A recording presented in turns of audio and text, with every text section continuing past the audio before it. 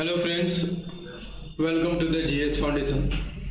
एक बार फिर से आप सभी छात्रों का स्वागत करता हूं जीएस फाउंडेशन के इस ऑनलाइन प्लेटफॉर्म पे। और दोस्तों देखिए, आज के सेशन में हम लोग करने वाले हैं हिस्ट्री की क्लास। और हिस्ट्री की क्लास में हम लोग देखेंगे महत्वपूर्ण प्रश्नों को जो हमेशा परीक्षा में पूछे जाते हैं दोस्तों, और ये सभी एग्जाम के लिए महत्वपूर्ण है। तो आपसे मेरा ये रिक्वेस्ट है कि आप वीडियो को एंड तक जरूर देखिएगा। यदि वीडियो अच्छी लगे तो एक लाइक कीजिएगा, इसे अपने दोस्तों के साथ शेयर कीजिएगा, और यदि आप भी इस चैनल पर नए हैं तो चैनल को जरूर सब्सक्राइब कर लीजिएगा, बेल आइकन को प्रेस कर लीजिएगा। ठीक है, तो चलिए शुरुआत करते हैं सेशन की। देखिए, पहला सवाल क्या है, कहता है कि हड़प्पा सभ्यता के अंतर्गत पकी हुई मिट्टी से मूर्तियों का नियोजन होता था। कैसे होता था? सांचे में ढालकर, चिकोटी पत्ती से, एक सांचा पत्ती से, उपयुक्त सभी विधि से। हड़प्पा सभ्यता के अंतर्गत पकी हुई मिट्टी से मूर्तियों का नियोजन होता था। कैसे होता था? आंसर कीजिए। देखिए, हड़प्पा सभ्यता में मूर्तियों का निर्माण इन सभी विधि से होता था। Option D is the right answer. Harappa सभ्यता में पकी हुई मिट्टी से मूर्तियों का निर्माण निम्नलिखित विधि से होता था। जैसे मूर्तियां सांचे में ढाल कर बनाई जाती थी, चिकोटी पत्ती से भी बनाई जाती थी, ठीक है, और एक सांचा पत्ती जिसमें एक ही सांचे का प्रयोग किया जाता था। ठीक है, अगला कर लीजिए। अगला क्या है, उत्तर वैदिक काल में उत्तर बिहार में हुआ आर्यकरण का श्रेय किसे दिया जाता है? उत्तरी बिहार में जो आर्यकरण हुआ था उसका श्रेय किसे दिया जाता है? ऑप्शन है सुदास, इंद्र, विश्वामित्र या विदेह माधव। सही आंसर हो जाएगा ऑप्शन डी, विदेह माधव का योगदान है। ठीक है, उत्तरी बिहार में आर्यकरण का योगदान विदेह माधव का है। देखिए, उत्तर वैदिक काल में आर्यों का विस्तार जो है गंगा के मैदानी क्षेत्रों की ओर हुआ था। इसी प्रक्रिया को क्या कहते हैं? आर्यकरण कहा जाता है। विशेष उत्तरी बिहार, ठीक है, में आर्यकरण का श्रेय विदेह माधव को दिया जाता है, और उनके नेतृत्व में आर्यों ने इस क्षेत्र में बसावट की और यहाँ वैदिक संस्कृति का प्रसार किया। आई बात समझ में? सारी चीजें आ रही है समझ में? चलिए अगला कर लेंगे। प्रथम संगम का आयोजन पांड्यों की राजधानी मथुरा में किसकी अध्यक्षता में हुआ था? अगस्त्य, वासुदेव, कालिदास या वरुची। सही आंसर हो जाएगा अगस्त्य ऋषि की अध्यक्षता में किया गया था। प्रथम संगम का आयोजन पांड्यों की राजधानी कहाँ पर हुआ था? मथुरा में हुआ था, और अगस्त की अध्यक्षता में हुआ था। इसमें देवताओं और महान ऋषियों ने भाग लिया था, और इसका कोई भी साहित्य ग्रंथ उपलब्ध नहीं है। आई बात समझ में? चलिए अगला कर लीजिए। महात्मा बुद्ध के निर्वाण की 25वीं जयंती कब मनाई जाती है? 25वीं जयंती गई थी 44 में, 58 में, 56 में, 1986 में। इसका राइट आंसर हो जाएगा ऑप्शन सी, 1956 में। देखिए, महात्मा बुद्ध के महापरिनिर्वाण की 25वीं जयंती, ठीक है, 1956 में बड़े धूमधाम के साथ मनाई गई थी। ठीक है, भारत सरकार ने इसे विशेष रूप से मनाने के लिए कई कार्यक्रम आयोजित किए थे, और इसे एक अंतर्राष्ट्रीय आयोजन का रूप में दिया। नेक्स्ट क्या है? नेक्स्ट है, अशोक ने अपने राज्याभिषेक की किस वर्ष में धम्म महामात्र की नियुक्ति की थी? 12वें वर्ष, 7वें वर्ष, 13वें वर्ष या 8वें वर्ष? ठीक है, धम्म महामात्र की नियुक्ति उन्होंने अपने शासन के 12वें वर्ष में किया था। राइट। सम्राट अशोक ने अपने शासन काल के 12वें वर्ष में धम्म महामात्रों की नियुक्ति की थी, ताकि साम्राज्य में धम्म के प्रचार और पर्यवेक्षण का कार्य हो सके। नेक्स्ट कर लीजिए दोस्तों। नेक्स्ट है, सातवाहन वंश के किस शासक ने वेंकटक स्वामी की उपाधि धारण करते हुए वेंकटक नगर की स्थापना की थी? सही आंसर क्या हो जाएगा?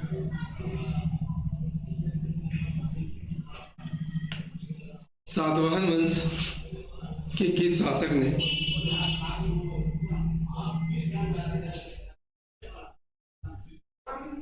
वेंकटक स्वामी की उपाधि ग्रहण करते हुए वेंकटक नगर की स्थापना की? आंसर की जगह फटाफट। सही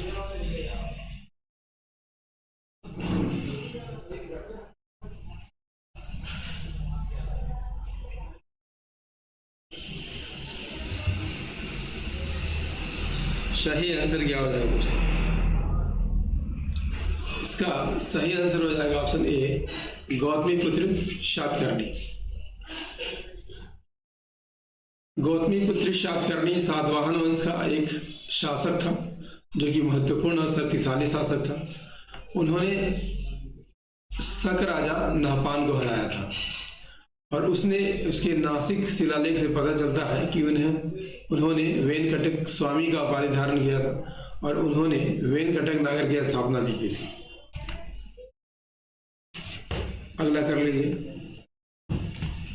अगला है, गुप्तकालीन मिश्रित जातियों में अंबस्ट उन्हें कहा गया जिनकी उत्पत्ति ब्राह्मण पुरुष और वैश्य स्त्री से। यही सही है, option A is the right answer. गुप्तकालीन मिश्रित जातियों में अंबस्ट किसे कहा जाता था? जो ब्राह्मण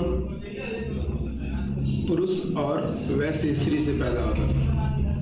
ठीक है, मनु ने इसका मुख्य व्यवसाय क्या बताया? चिकित्सा बताया। नेक्स्ट कर लीजिए।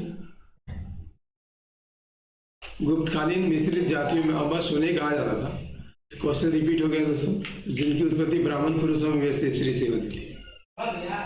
नेक्स्ट कर लीजिए। प्रारंभ में यूरोप से आए व्यापारी किस वस्तु का व्यापार करते थे? नील, चाय, कॉफी या मसाले? तो व्यापारी मसालों के व्यापार के लिए आए थे। Option D is the right answer. ठीक है,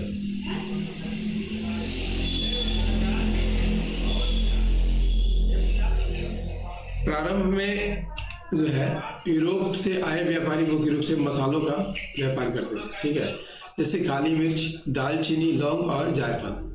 बाद में उन्होंने नील, वस्त्र, कपास और रेशम जैसे वस्तुओं का व्यापार करना भी प्रारंभ कर दिया। ठीक है, चलिए। वाकाटक राजवंश का प्रथम और अंतिम सम्राट की उपाधि धारण करने वाला शासक कौन था?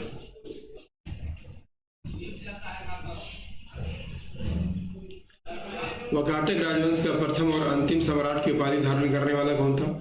सही आंसर हो जाएगा ऑप्शन बी, प्रवरसेन प्रथम। ठीक है,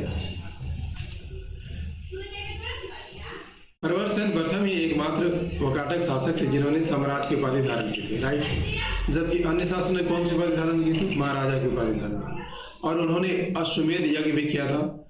यदि आपसे पूछ लिया जाए कि वाकाटक वंश का संस्थापक कौन था, याद रखिएगा वेद शक्ति थे जी, लेकिन उन्होंने सम्राट की उपाधि धारण नहीं की थी। अगला है, चालुक्य वंश की राजधानी कहाँ थी? चालुक्य वंश की राजधानी कहाँ थी? सही आंसर हो जाएगा ऑप्शन बी, बादामी थी या वातापी थी। Option B is the right answer. Chalukya वंश की राजधानी कहाँ थी? या तो बादामी या वातापी। ठीक है, स्थापना किसने की थी? पुलकेशिन प्रथम ने की थी। ऐहोल की यहाँ पर बात कर लिया जाए तो चालुक्यों की पहली राजधानी थी, जहां से उन्होंने कई मंदिरों का निर्माण किया था, लेकिन बाद में राजधानी को बादामी में स्थानांतरित कर दिया गया। ठीक है, यहाँ पर कांची की बात कर लिया जाए तो यह पल्लव वंश की राजधानी थी।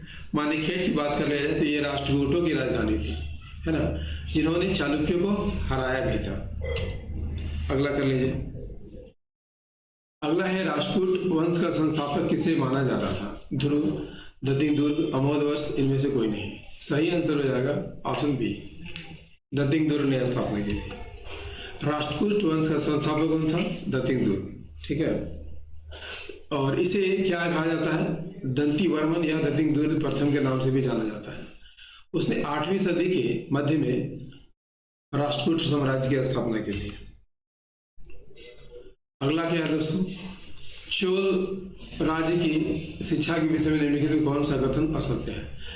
मंदिर संस्कृति की औपचारिक शिक्षा के केंद्र थे, बिल्कुल सही कथन है। शिक्षा जैन तथा बौद्ध विहारों में दी जाती थी, ये भी कथन यहाँ पर सही है। राज्य द्वारा संचालित संस्थाओं में शिक्षा दी जाती थी, ये भी कथन यहाँ पर सही है। ठीक है, तो कोई भी यहाँ पर कथन असत्य नहीं। Option D is the right answer. अगला कर लीजिए। राजपूत काल में देवलक किसे कहा जाता था? उस ब्राह्मण को जिसे भूमि दान में दी जाती थी, उस ब्राह्मण को जिसे राजा अपने राज पुरोहित नियुक्त करता था, उस ब्राह्मण को जो अपनी आजीविका मूर्ति पूजा से चलाता था, इनमें से कोई नहीं। इसका राइट आंसर हो जाएगा देवलक उसे कहा जाता था, उस ब्राह्मण को कहा जाता था जिसे भूमि दान में मिलती थी। सही आंसर हो जाएगा ऑप्शन ए। देखिए, राजपूत काल में देवलक उस ब्राह्मण को कहा जाता था जिसे मंदिरों की देखभाल या धार्मिक कार्यों के लिए भूमि दान में दी जाती। ऐसे ब्राह्मणों को धार्मिक कार्यों में बदले कर मुक्त भूमि दी जाती थी, इसे देवदाय या देवलक भूमि कहा जाता था। अगला कर लीजिए। अगला है महमूद गजनवी के भारत पर आक्रमण का प्रमुख उद्देश्य क्या था? प्रमुख उद्देश्य सही आंसर हो जाएगा दोस्तों ऑप्शन बी, धन की प्राप्ति एकमात्र उद्देश्य था। ठीक है, धन लूटना महमूद गजनवी के आक्रमण का मुख्य उद्देश्य था। क्लियर।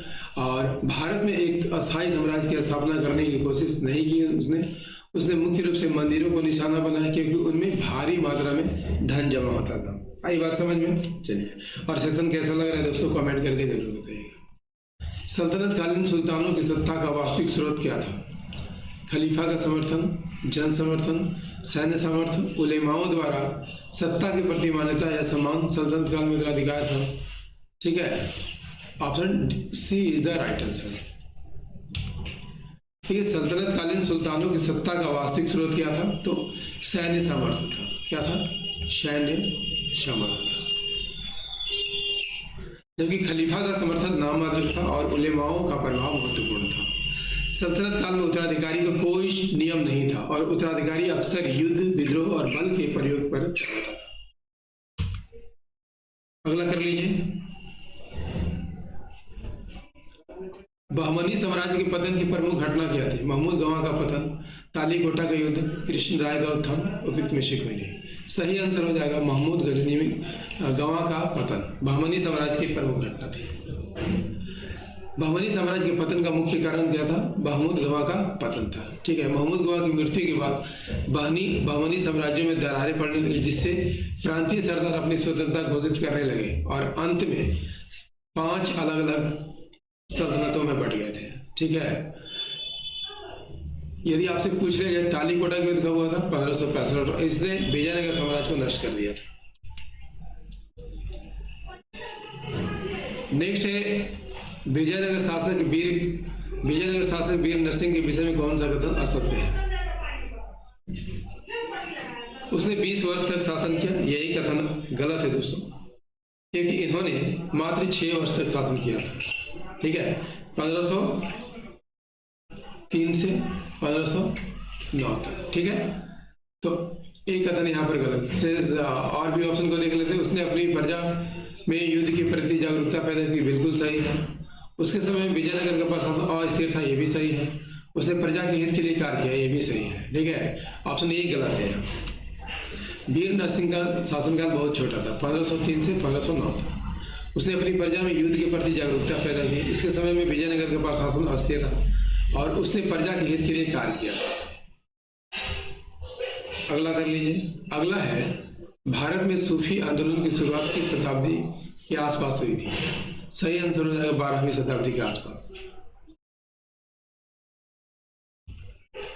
भारत में सूफी आंदोलन की शुरुआत 12वीं शताब्दी के आसपास मानी जाती है। ठीक है, सूफी संतों ने 11वीं 12वीं शताब्दी में प्रथम मध्य एशिया और भारत से भारत में प्रवेश किया। इसमें ख्वाजा मोइनुद्दीन चिश्ती का नाम विशेष रूप से महत्वपूर्ण है। ठीक है, ख्वाजा मोइनुद्दीन चिश्ती कहाँ पर रहते थे? अजमेर में। नेक्स्ट है मैं उन लोगों से नफरत करता हूँ जो चित्रकारी से घृणा करते हैं। यह कथन किस मुगल सम्राट का है? सही आंसर हो जाएगा ऑप्शन डी, जहांगीर का है। मुगल सम्राट जहांगीर को चित्रकला का विशेष लगाव था। ठीक है, जहांगीर को चित्रकला से काफी लगाव था। वह न केवल एक बड़ा कला प्रेमी था बल्कि स्वयं भी चित्रों की बारीकियों को समझता था। उसने एक बार कहा था मैं उन लोगों से नफरत करता हूं जो चित्रकारी से घृणा करते हैं। जहांगीर के शासनकाल में मुगल चित्रकला अपनी परिपक्व अवस्था में पहुंची और उसने कई चित्रकारों का संरक्षण दिया था। नेक्स्ट है औरंगजेब की मृत्यु के बाद उसके पुत्र मुअज्जम मोहम्मद आजम और मोहम्मद खान बख्श के बीच उत्तराधिकार के युद्ध में अंतिम रूप से कौन विजयी रहा? सही आंसर हो जाएगा मुअज्जम विजय रहा। Option A is the right answer.